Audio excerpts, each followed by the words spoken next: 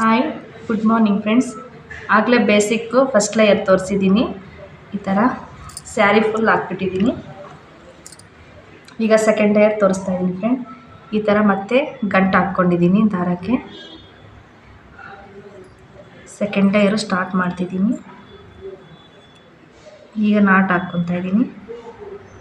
ಪ್ರತಿ ಸಾರಿ 2 knots compulsory ಹಾಕಲೇಬೇಕು friends, fitness ಇರುತ್ತೆ. Not 2 ಹಾಕಿದ್ದೀನಿ. ಲಾಕ್ ಮೇಲೆ ಫಸ್ಟ್ ಲೇಯರ್ ಹಾಕಿದ್ದಲ್ಲ, ಆ ಲಾಕ್ ಮೇಲೆ ಲಾಕಲ್ಲಿ ಲಾಕು ಮತ್ತು 4 ಚೈನು. ಇದು ಕುಚ್ಚಿಗೆ ಬರುತ್ತೆ ಸ್ಟಾರ್ಟಿಂಗಲ್ಲಿ ಫ್ರೆಂಡ್ಸ್. ಲಾಕಲ್ಲಿ ಲಾಕ್.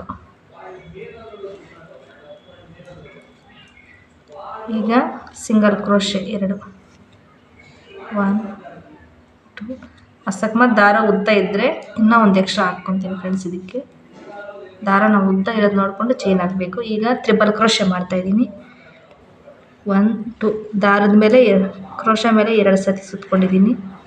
ಈಗ ಬೀಟ್ ಕೆಳಗಡೆ ದಾರ ಇರುತ್ತೆ, ಅದರಲ್ಲಿ ತಗೊಂಡು 2ರಲ್ಲಿ 1, 2ರಲ್ಲಿ 1, 2ರಲ್ಲಿ 1.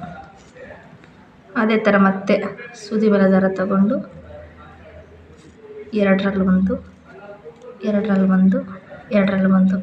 ಇದೇ ಥರ ನಮಗೆ ಎಷ್ಟು ಬೇಕು ಅಂತ ನೋಡಿಕೊಂಡು ಹಾಕಬೇಕು. ಒಂದೊಂದು ಸತಿ 15 14 ಇಡಿಸುತ್ತೆ. ಫುಲ್ಲು ನೋಡಿಕೊಂಡು ಹಾಕಬೇಕು.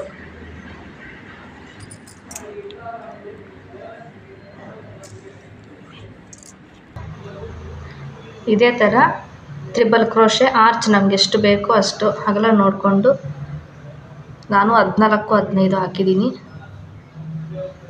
15 ಹಾಕಿದ್ದೀನಿ ಫ್ರೆಂಡ್ಸ್. ನಮ್ಗೆ ಅರ್ಥ ಆಗುತ್ತೆ ಬೀಡ್ ಎಷ್ಟಿದ್ದರೆ ಅಷ್ಟು ನೋಡಿಕೊಂಡು ಅಗಲ ಎಷ್ಟು ಬೇಕು ಅಂತ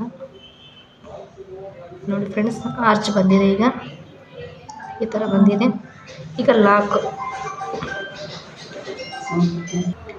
ಲಾಕಲ್ಲಿ ಲಾಕ್ ಹಾಕ್ಕೊಂಡು ಈಗ ಕುಚ್ಚಿಗೆ ಅಂತ ಮಧ್ಯದಲ್ಲಿ 4 ಚೈನ್, ಲಾಕಲ್ಲಿ ಲಾಕು ಮತ್ತು ಸಿಂಗಲ್ ಕ್ರೋಶೆ. ಸೇಮ್ ಫಸ್ಟಲ್ಲಿ ಯಾವ ಥರ ತೋರಿಸಿದ್ನಿ ಇಲ್ಲಿ 2 ಮಾಡಿದ್ನಲ್ಲ ಸಿಂಗಲ್ ಕ್ರೋಶೆ, ಅದೇ ಥರ ಸಿಂಗಲ್ ಕ್ರೋಶೆ ಮತ್ತು ಆರ್ಚ್.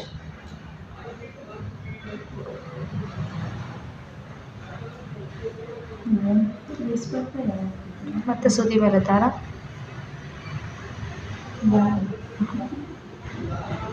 ಇದೇ ಥರ ಬರುತ್ತೆ ಸ್ಯಾರಿ ಎಲ್ಲ ಫುಲ್. ಸೆಕೆಂಡ್ ಸ್ಟೆಪ್ ಫುಲ್ ಈ ಥರ ಬರುತ್ತೆ ಫ್ರೆಂಡ್ಸ್. ನೆಕ್ಸ್ಟ್ ವಿಡಿಯೋ ಇದ್ರ ಮೇಲೆ ಮತ್ತೆ ಹಾಕ್ತೀನಿ. Thank you.